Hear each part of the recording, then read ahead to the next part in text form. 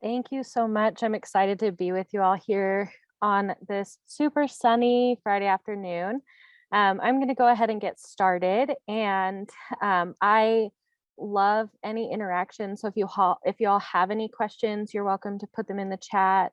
I also would love it if you would like to unmute and um, just ask your question of me. That's also fine. So I will get started here, and let me know how if y'all have any questions. So, first thing I want to touch on today is just the learning objectives of our time together. So, we're going to explore power and control within sexual and domestic violence. We're going to talk about how culture and societal expectations can affect both sexual and domestic abuse and what people experience within those two things. We'll also look at how to provide trauma-informed and client-centered services to survivors who have experienced both sexual violence and domestic abuse.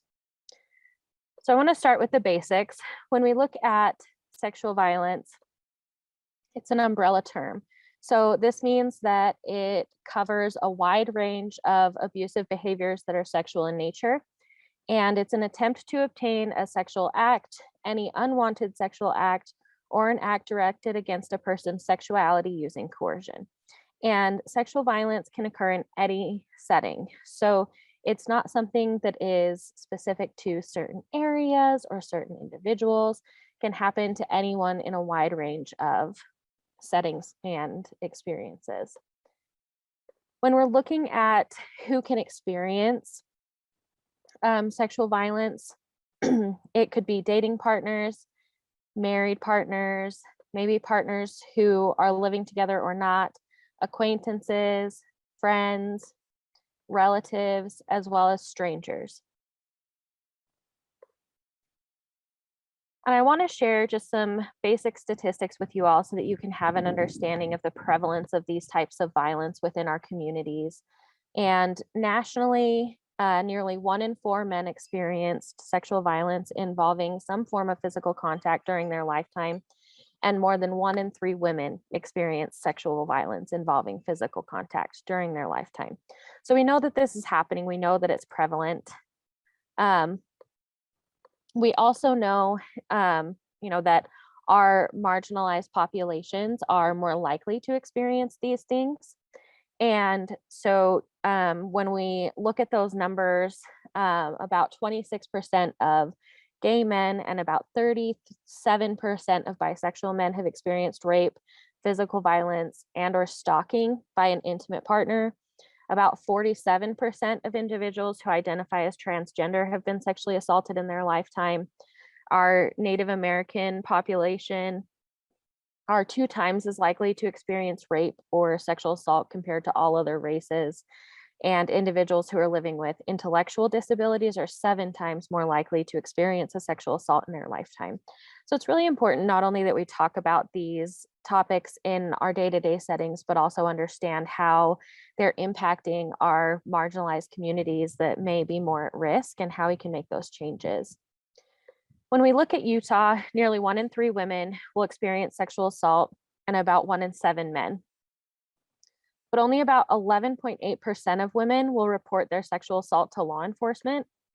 And it's estimated by the CDC that roughly 18% of women have been raped, and that about close to 48% of women in Utah have experienced a form of sexual violence other than rape in their lifetime. So we know it's happening, but we also know that people aren't talking about it and they aren't going to law enforcement.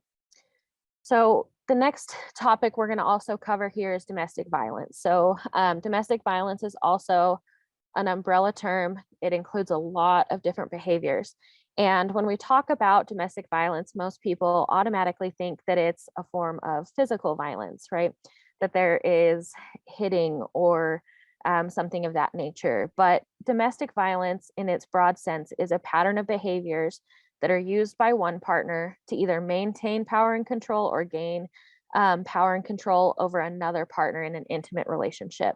And in most abusive relationships, there's more than one form of this abusive behavior. So you're going to see a wide variety of the types of abusive behaviors in those relationships. It's very rare for it to be one type of violence only.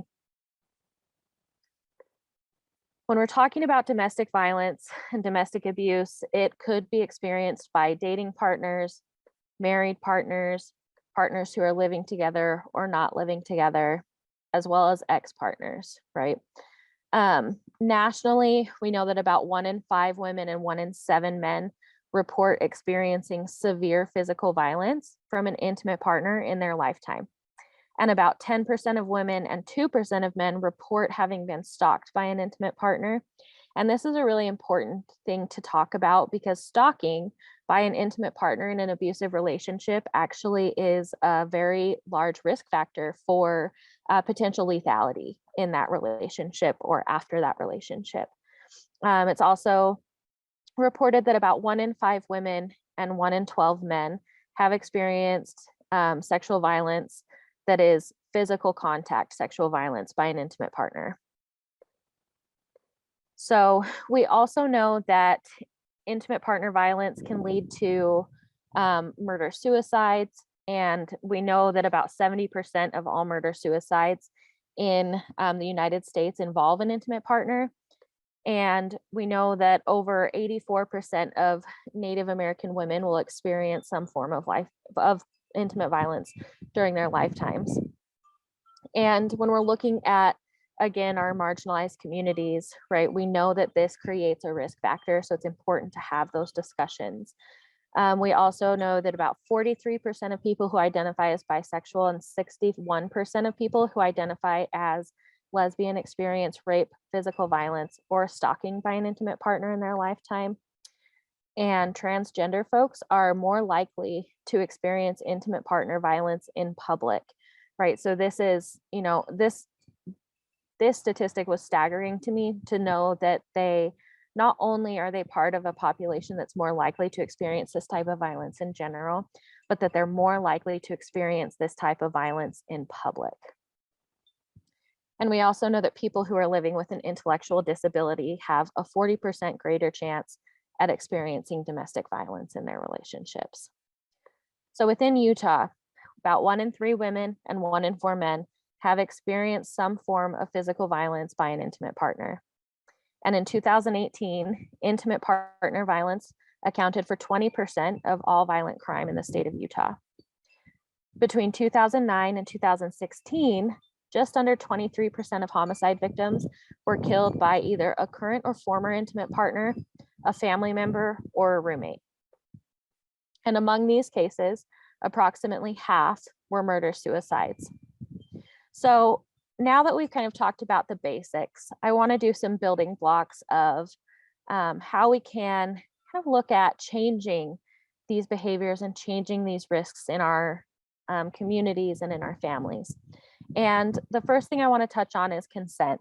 So we've often heard no means no, but I want to kind of challenge that concept today with you all, because when we're looking at consent, there is more to it than just no means no.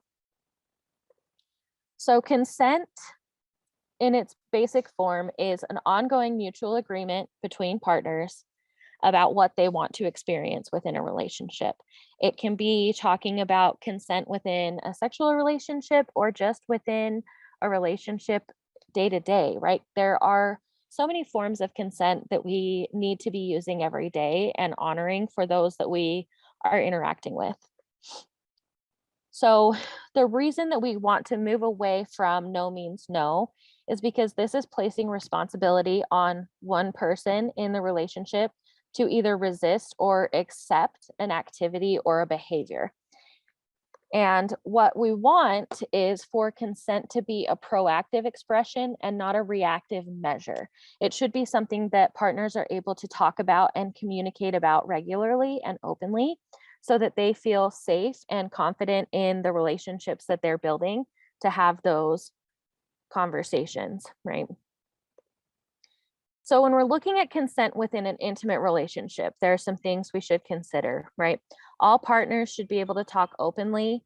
They should be able to agree upon all of the activities that they'd like to engage in.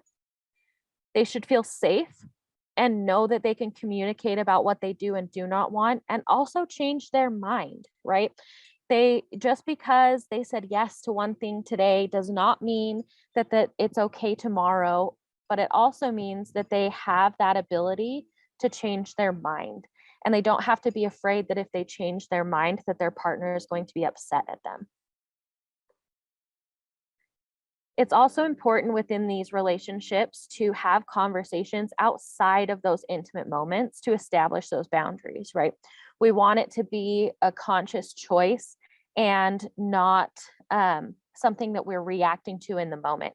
And so if we have those conversations outside of that, the specific situation when it's currently happening, we can be able to have those conversations in a safe way. And then also, it allows us not to feel pressured to respond a particular way to anything that we may or may not want to happen, right? It's also important to discuss our boundaries and our comfort regularly, right? We know that as individuals, we can grow and change. And that also means that our boundaries might change and our comfort level might change. So we want to have a space where we can talk about those things with our partner and know that we're going to be safe no matter how we express that information to them. And like I've said before, consent in one moment is never consent in a future moment, and no one is ever obligated to give consent because they've done so in the past. When we're looking at what consent does and does not look like, consent means there's communication every step of the way. Nobody's assuming something. It's clear and enthusiastic. We're asking for clarification if we aren't sure what that looks like. We're also breaking away from preconceived notions of gender roles and allowing people to have that space to define what their relationship is and what their role is within the relationship together. And we're also expressing and honoring each other's boundaries, right? What consent does not look like is flirting, accepting a gift, a drink, or a ride, not saying yes or no, being under the influence of drugs or maybe alcohol, saying yes after being pressured to say yes, right? If someone constantly is asking you a question and you're saying no every time and you keep saying no, but they don't stop asking and finally you're just like, okay, whatever, fine, yes. That's not consent, right? So we need to make sure that we're teaching that not only to, children, but also to our clients and helping to model those things for them. Um, no one should ever be forced to say yes out of fear of retaliation or what may happen if they say no. We also want to make sure we aren't ever guilting someone into saying yes or reacting negatively when someone says no, as well as ignoring verbal and nonverbal indications. So I'm going to take a moment here to play this video for you all. Some of you may know it. It's a great rendition of what consent is, and I am going to, let's see here, we'll play this one for you. If you're still struggling with consent, just imagine instead of initiating sex, you're making them a cup of tea. You say, hey, would you like a cup of tea? And they go, oh my God, I would love a cup of tea. Thank you. Then you know they want a cup of tea. If you say, hey, would you like a cup of tea? And they're like, I'm not really sure. Then you could make them a cup of tea or not, but be aware they might not drink it. And if they don't drink it, then, and this is the important part, don't make them drink it. Just because you made it doesn't mean you are entitled to watch them drink it. And if they say no thank you, then don't make them tea. At all. Just don't make them tea. Don't make them drink tea. Don't get annoyed at them for not wanting tea. They just don't want tea, okay? They might say, yes, please. That's kind of you. And then when the tea arrives, they actually don't want the tea at all. Sure, that's kind of annoying as you've gone to all the effort of making the tea, but they remain under no obligation to drink the tea. They did want tea, now they don't. Some people change their mind in the time that it takes to boil the kettle, brew the tea, and add the milk. And it's okay for people to change their mind. And you are still not entitled to watch them drink it. And if they're unconscious, don't make them tea. Unconscious people don't want tea. And they can't answer the question, do you want tea? Because they're unconscious. Okay, maybe they were conscious when you asked them if they wanted tea, and they said yes. But in the time it took you to boil the kettle, brew the tea, and add the milk, they are now unconscious. You should just put the tea down. Make sure the unconscious person is safe. And this is the important part again. Don't make them drink the tea. They said yes then, sure, but unconscious people don't want tea. If someone said yes to tea, started drinking it, and then passed out before they'd finished it, don't keep on pouring it down their throat. Take the tea away. Make sure they're safe, because unconscious people don't want tea. Trust me on this. If someone said yes to tea around your house last Saturday, that doesn't mean they want you to make them tea all the time. They don't want you to come around to their place unexpectedly and make them tea and force them to drink it going, but you wanted tea last week. Or to wake up to find you pouring tea down their throat going, but you wanted tea last night. But if you can understand how completely ludicrous it is to force people to have tea when they don't want tea, and you're able to understand when people don't want tea, then how hard is it to understand it when it comes to sex? Whether it's tea or sex, consent is everything. And on that note, I'm going to go make myself a cup of tea. So I love the way that this video shows us what consent should look like, right? When we see it in that context, people are like, oh my gosh, I would never do that to someone. But it's not always as clear for those intimate relationships. And the reason that we have this issue is because of the type of no means yes culture that we see every day, right? So we can see this within media, in TV shows and movies, right? This example here on the left of the screen is an example from the show Community. And it says, Annie explained to me that no gifts means bring gifts. I'm getting it. No means yes, right? So and that's a very blatant example of no means yes. Example on the right from Hercules, pinhead with hooves. Well, you know how men are. They think that no means yes and get lost means take me, I'm yours. So when we're looking at these, we know that children and teens and youth in our communities are getting a lot of their knowledge from the media that they see and that they interact with every day. And if we aren't teaching them what things are and are not appropriate in those settings, then this is what they're learning and where they're getting that information from. The final example on the screen here in the bottom corner is a very interesting one, that was brought to my attention more recently, and it is a photo of a pizza box. I believe it's from Domino's, and it says no is the new yes. So we're seeing this in so many contexts where it's not even needed, it's not important, and it shouldn't be there, right? But this is the type of messaging that we're seeing in our communities. So I want to touch a little bit on teaching everyday consent. Right now that we've talked about what consent is, let's understand how we can do better and how we can teach about consent. So children can learn consent from a very young age. It doesn't always need to be related to a sexual or an intimate relationship. And we can teach them everyday consent to help them understand the concept of consent within various types of relationships. They can understand consent with friends, with family, as well as with intimate partners. So some examples of how we can teach everyday consent when we're looking at this information, right? We want to know how to teach these in an age appropriate way. So for young children, ages 1 to 5, we're going to be looking at teaching them how to ask permission, whether it's asking permission before touching or hugging a friend or a playmate, teaching them to help others who may be in trouble, right? So teaching them that form of bystander intervention, also teaching them the importance of the words no and the words stop, right? Teaching them that boundaries are important and that they matter, and that if someone is telling them no or to stop, that they need to honor that and make sure that they aren't just continuing their behaviors.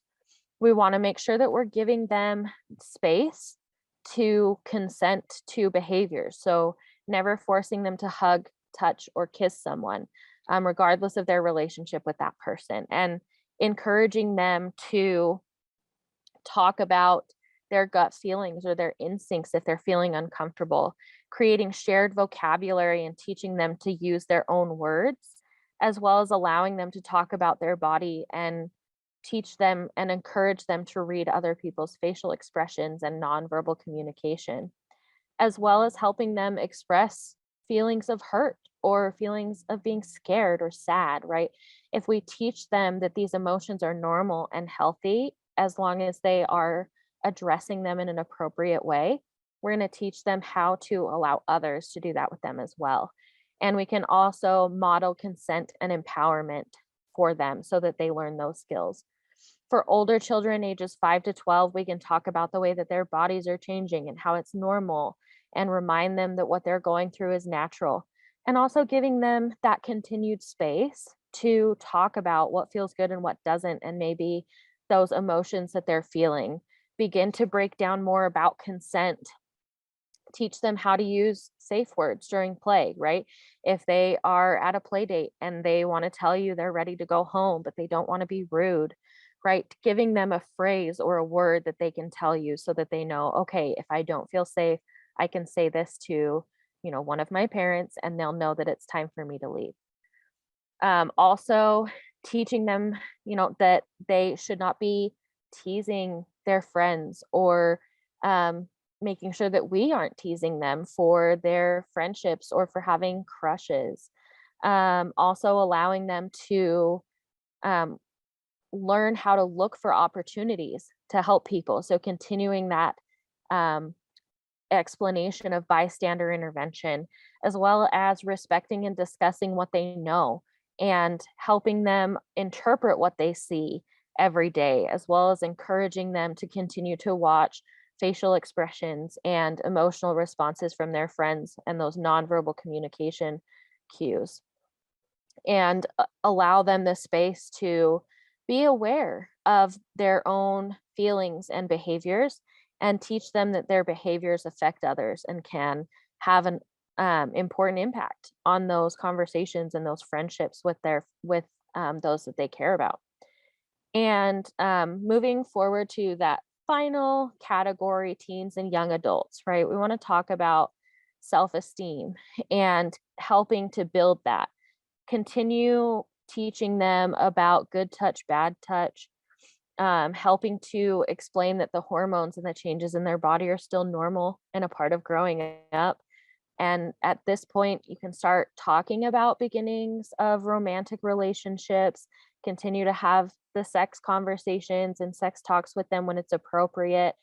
Keep talking about it. Don't be afraid to give them information if they ask for it, and emphasize the importance of having a trusted adult that they can talk to about these things. Make sure that we're mentoring them about healthy masculinity and healthy gender roles, and talk honestly with them, right? About relationships, about partying, about sexual harassment, so that they know what it is and they know that you're a safe person to communicate those things with. And make sure that we're teaching consent to everyone, right? Consent isn't a conversation just for girls or just for boys. Everybody should be learning about how consent works and what the process is. And also help them to understand what's going on, right? If they're asking for information, avoid giving them inaccurate information. And if you don't know an answer, tell them that, right? I'm not sure. Let me look at it and then I'll get back to you. So when we are talking about teaching consent, we want to also share some tips, right? It's a lot to talk about, especially to kids and young teens. So discussing the topics in age appropriate ways, making sure that we're providing quality resources that are appropriate for their age, providing honest and open answers as well as simple answers. Communication goes two ways, and remembering that it's not a space for a lecture, but a space for, as a parent or an adult, to teach them this information and allow them to ask questions and learn, and help them understand that it's a lifelong learning process. This isn't going to be a one-off conversation. It's something we have to work on for the rest of our lives. Talk about it early and often, and continue building on our conversations as we have them and as they grow. And then develop that trust of talking together and not waiting for them to ask questions, right? If we're waiting for them to ask questions and we're not sharing this information openly, they're going to pick up that those topics are taboos, and it's going to make it more uncomfortable for them to talk to you about it when they do get to that point. And also be prepared for conversations and find appropriate resources, and making sure that all parents are a part of the conversation, that it's involved with everyone, right? Teaching those kids that all of their parents are a safe adult that they can talk to, that can be trusted. So just to wrap up our consent conversation, everybody has the right to their own body and to feel comfortable in their intimate relationships. So we want to make sure that we're honoring those things and making sure that everyone feels comfortable in those spaces. So the next thing we're going to touch on is culture, media, and myths, and how those impact sexual and domestic violence. So the first thing I want to show you all is another little clip. And afterwards, I'll ask you a few questions about it. Let me go ahead and play this one for you all. You guys want some water or tea? They seem pretty upbeat for somebody who just had their computer stolen. Well, I've just never been robbed before. I'm just trying to be polite. Are you sure it wasn't an unfortunate yard sale? Yeah, it was a brand new iMac with Retina display. Ooh, sounds pretty sexy. We flaunting it? No, it was right over there on the bureau. Oh, right here in front of this window. Flashing your goods for all the world to see? Kinda sounds like you were asking for it. I should be able to put my computer wherever I want. By filing a report, you're gonna bring a lot of negative attention to this neighborhood and to yourself. I don't care. It's not my fault that this happened. The perpetrator should be the one getting the negative attention. Whoa. Are you yelling at us? Because that is exactly the kind of bad behavior that we can use against you in your report. No, I'm sorry. I'm not yelling. Please investigate. Sure. Let's take a look around. No signs of forced entry. Nope. Locks intact. Yep. No broken windows. Do you have any physical evidence that you were robbed? Yes. I had a computer, and now I don't have a computer. Oh, let's not get cute, okay? How do I know that you didn't want someone to take your computer? Because I'm saying I didn't. Had you been drinking? I had a Bloody Mary at brunch, but I don't see why that matters. Wow. Because if you were drinking, the courts are probably gonna side with the robber. That doesn't make any sense. Even if I was blackout drunk, I still have the right to a safe home. I think we're done here. Wait, what? Well, we need physical evidence in order to prove that you were robbed, and so far, we don't have any. Well, what about dusting for fingerprints? We could test for fingerprints. Great, yeah, let's do that. But there is a backlog of 400,000 fingerprint kits that have yet to be processed, so it's gonna be a while. This is ridiculous. And even if we did find the perp at this point, it would be a real he said thing. What? Yeah, so you ready to drop this thing? Yeah. No, absolutely not. Someone was in here without my consent and they took something that I'll never get back. I feel violated. And by not doing something about it, you're letting him go free so he could do it to other people. Look, we can tell you're upset. So we're gonna file a report, don't worry. If I was you, I'd maybe get an alarm system, some security cameras, keep your blinds closed, hide all your valuables. Buy yourself a gun, take some self-defense classes, make sure you get a big dog, make sure the house is never alone. God, this whole system is set up against the victims. Hey, robbers will be robbers. I'd like Whatever that it is. tea now. No, there's no tea here. Oh, water no would tea. be great. I'm out of water. Water would be great. All right. What do we think of that video? I'm seeing a couple messages in the chat. It looks like Danielle said this is funny and infuriating at the same time, right? Also, we can tell you're upset. So insightful. Absolutely. So I like to use this clip because I think it really just shows how ridiculous some of the responses from law enforcement can be to individuals who are experiencing sexual and domestic violence, right? When we see it in this context, we're like, this is so unrealistic and this is never something that someone should have to experience, but it does happen. So I want to talk a little bit about rape culture and relationship abuse culture. There are a lot of things that can play into a culture that accepts these types of behaviors. And just a basic definition of these types of cultures is a culture that accepts and supports gender-based violence, such as men's use of violence against women, right? And we know that rape and sexual violence and domestic violence are not just perpetrated by men against women. Anyone can be a perpetrator and anyone can be a victim of these types of crimes. So we want to make sure that we're looking at those things. And when we're talking about rape culture, as well as relationship abuse culture, they can be perpetuated through misogynistic language, through objectification or glamorization of violence, whether it's sexual violence or physical violence, through disregard for the rights and safety of individuals, through victim blaming, through having very rigid gender roles and expectations, as well as just through the general lack of accountability for perpetrators, right? A lot of these things can play into individuals having this type of tolerance for these things.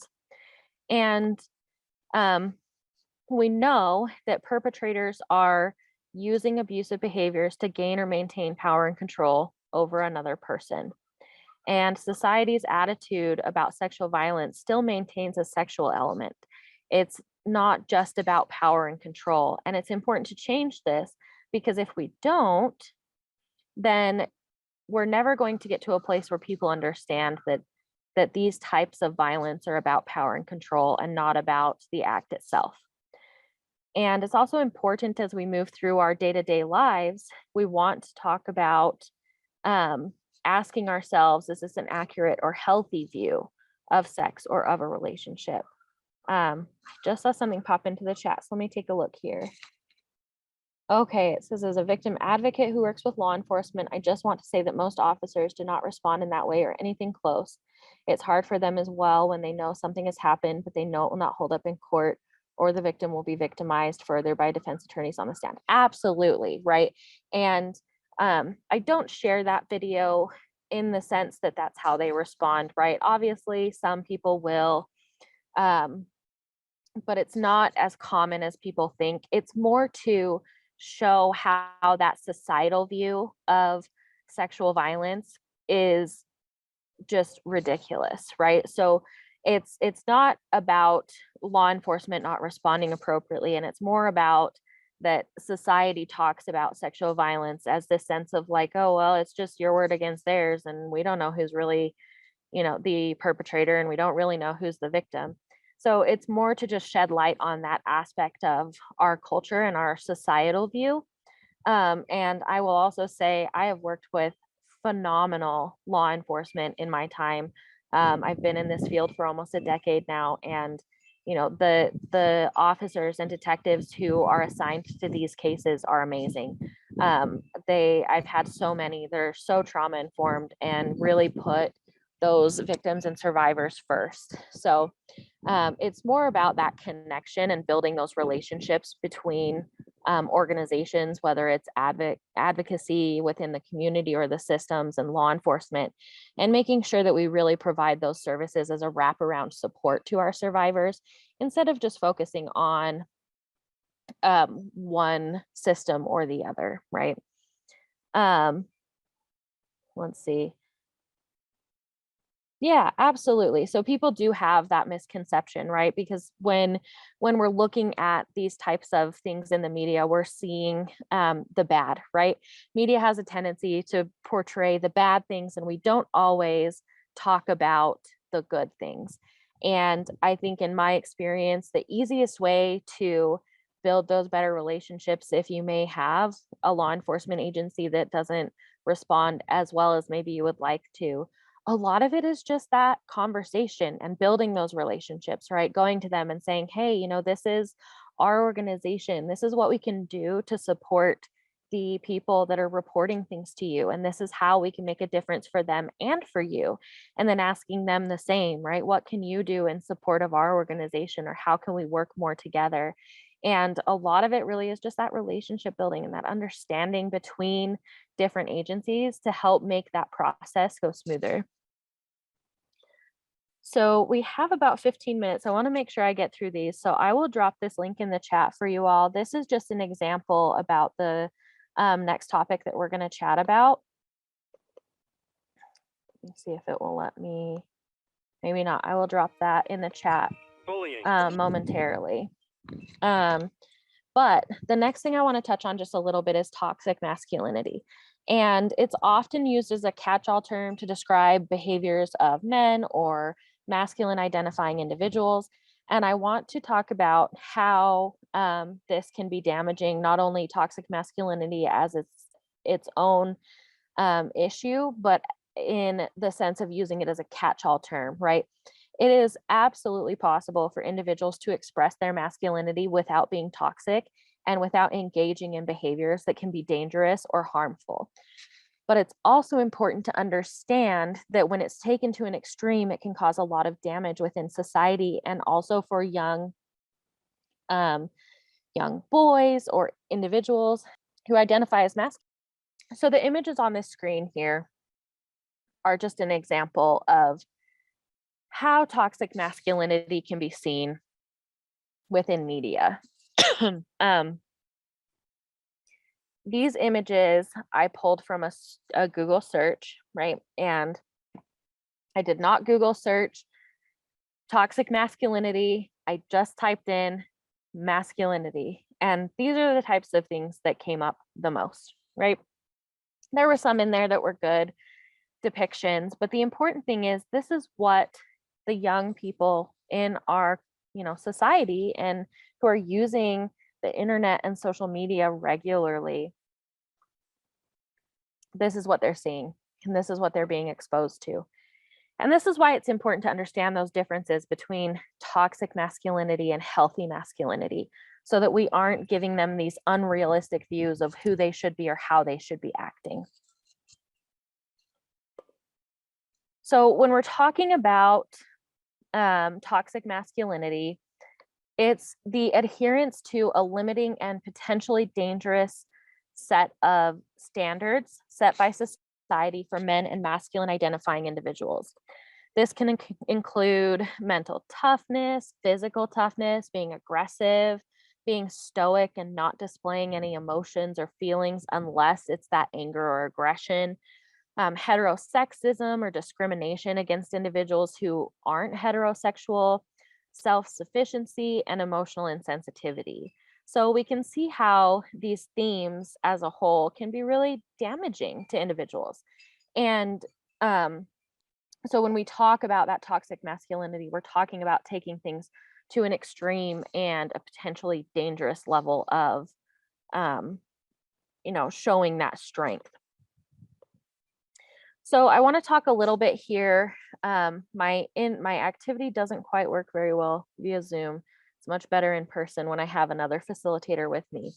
And we have about 10 minutes left. So we're gonna talk about some cultural context. And cultural and community context is really important because relationships can look very different, right? So the ways in which sexual and domestic violence may affect individuals as well as the forms of violence that they use may differ depending on their circumstances. So I want to touch on a few of our marginalized populations and how those abuse tactics can differ in what they're going to be experiencing. Okay, so the first one I want to touch on is going to be the deaf or the hard of hearing communities. Abuse tactics that may be seen there could be emotional, medical, financial, as well as threats. Could be, because individuals within this community face some very unique circumstances that create more barriers, they can also make them more vulnerable to certain forms of abuse. There may be increased opportunities for an abusive partner to limit information or access to help. They may experience unusual stigmas that come from hearing people who are unfamiliar with the deaf culture or communities. And when we're looking at these types of abuse, it may be forced isolation from trusted family, friends, resources, or visible opportunities for help. It may be criticizing the way that someone communicates or their language skills, speaking negatively about the community, or exploiting the community or communication within the community, as well as manipulating situations with law enforcement. Medical abuse could be damaging any medically necessary devices, or not allowing someone to go to medical appointments, or denying them access to health care or health insurance information. Financial abuse can also fall into that denial of access to health information or insurance information, as well as not allowing them access to finances. And threats could be using physical gestures or threatening expressions to intimidate or threatening to damage those medically necessary devices. We can also see very specific barriers and differences for individuals who are part of the disability communities, whether they are emotional, medical, financial, or threats. Individuals with disabilities are more likely than those without to experience violence. It's estimated that 83% of women with disabilities will experience sexual assault in their lifetime, and approximately 80% of women and 30% of men with disabilities have been sexually assaulted. So it's all about power and control. And this is how that can intersect, right? Abuse can cause temporary or permanent disability. Individuals with disabilities may experience higher rates of domestic violence, sexual violence, and abuse. Violence, assault, and abuse against these individuals often takes non-traditional forms, and they may face additional barriers when seeking help. So the emotional abuse may be shame or humiliation about the disability, the perpetrator justifying the abuse because of their disability, not allowing someone to have pain or flare-ups, or invalidating a disability, saying that the victim is a bad parent or can't be a parent because of their disability.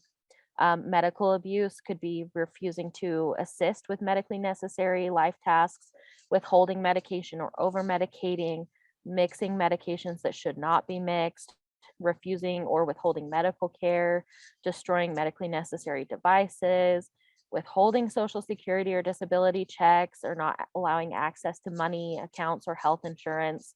Could also be threats to harm a victim or their service animal, that helps them to stay safe every day. And within our immigrant communities, there are some additional barriers and forms of abuse that they may face. They may face isolation by being prevented from learning English, or preventing them from communicating or interacting with friends, family, or others who have shared cultural backgrounds. It could be intimidation, destroying their legal documents or papers. And intimidation can carry a significant leverage for abusive partners, if a victim can't prove that they're documented, or if they are undocumented. Could also be threats of deportation or threats to withdraw petitions for legal status. And these can be directed at a victim or their family members or loved ones who may not have citizenship status. It could be withdrawing or not filing residency papers, lying and telling them they'd lose their citizenship or residency for reporting the crime, attempting to get someone fired from their job, or falsely reporting that someone's undocumented, in order to get them fired from their job, or to further isolate them from financial, resources or social resources.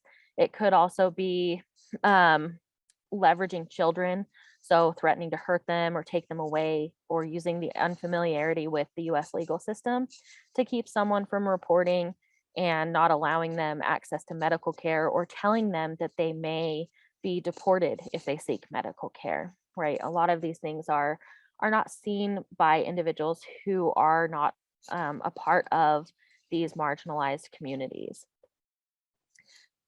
We also know that within the LGBTQIA+ communities that they are going to face those higher levels of risk and potential barriers. And for them, they may also face these barriers when reporting or accessing support. And if they are dealing with their own internalized homophobia in the process of learning to love who they are, this will be more difficult to report. The abusive partner may attempt to exploit their conflict to gain power and control, They may be afraid that they're not going to be believed or taken seriously because of stereotypes about LGBTQIA relationships. They, perpetrators may try to exploit this fear by convincing them that they won't be taken seriously if they try to get help, or the lack of legal protections. Laws to protect individuals in LGBTQI relationships vary from state to state. Some some state governments specifically restrict restraining orders to heterosexual couples. Most states have laws that don't make that distinction. So it can be really complicated for individuals who are a part of this community to get that support.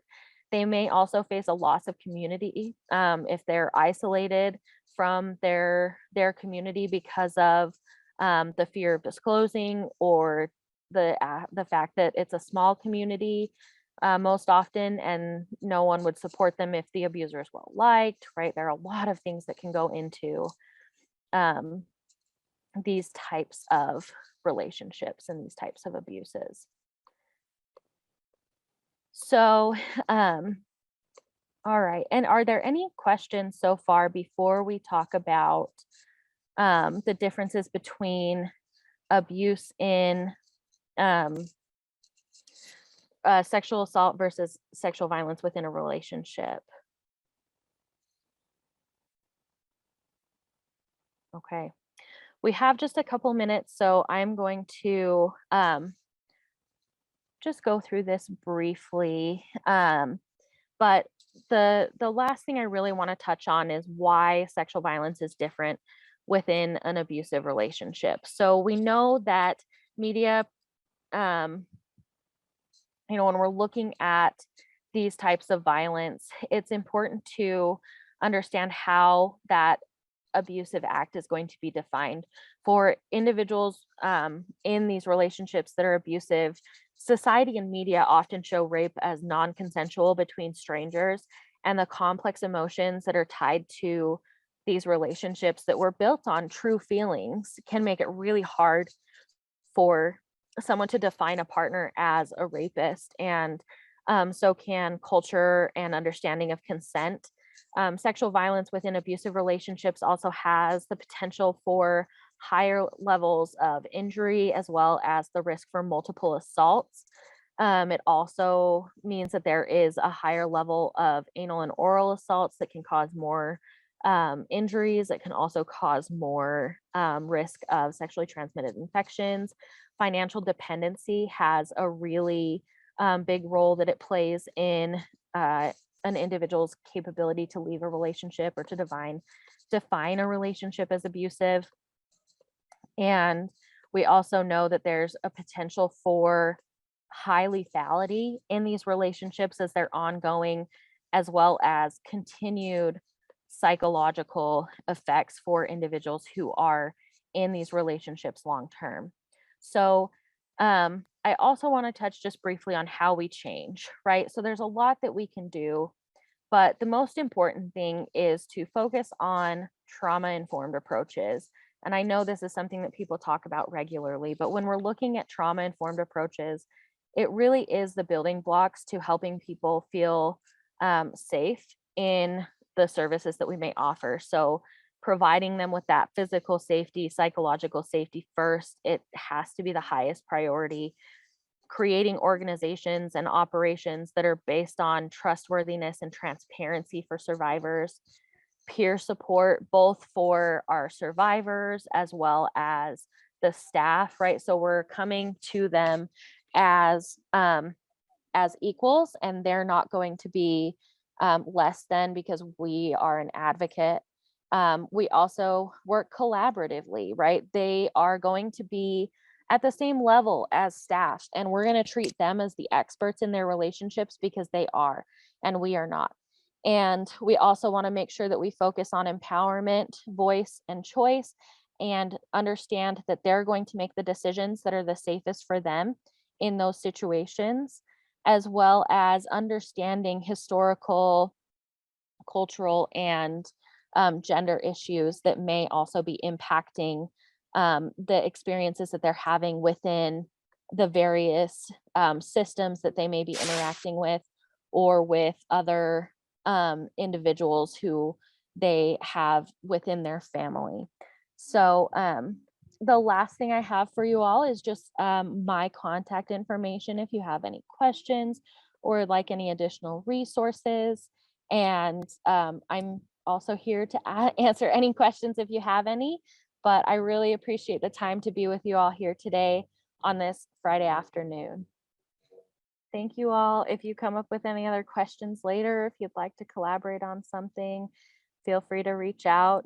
All of us at the Utah Domestic Violence Coalition are happy to collaborate and provide services however we can.